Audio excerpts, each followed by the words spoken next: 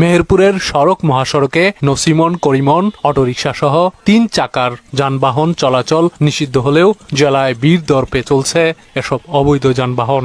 এসব যানবাহনে প্রায় প্রতিনিয়ত হতাহতের ঘটনা ঘটলেও অবৈধ যান বন্ধে জীবনের ঝুঁকি নিয়ে চলাচল করছে স্থানীয় বাসিন্দারা।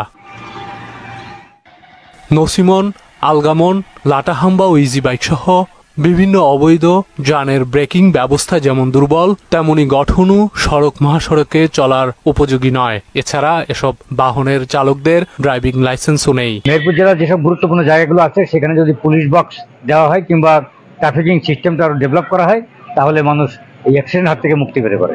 অবৈধ যানবাহনগুলোকে যাতে করে নিয়ন্ত্রণ করা যায় এই জন্য রাষ্ট্রকে একটা ভূমিকায় আসতে হবে। ট্রাফিক সিস্টেমটাকে আমি আপগ্রেড করতে বলবো, অবৈধ যানবাহন যেন রাস্তায় না আসতে পারে।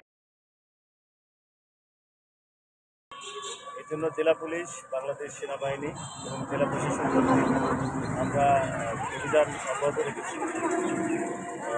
আপনি এই যে পিছনে দেখতে পাচ্ছেন যে একটা ঝুঁকিপূর্ণ যানবাহন, এই ঝুঁকিপূর্ণ যানবাহনে আমাদের মা বোনেরা সহ বাচ্চা কাচ্চা নিয়ে 31 জন উঠেছে। 31 জন, এখানে কোনো সিটিং ক্যাপাসিটি নেই।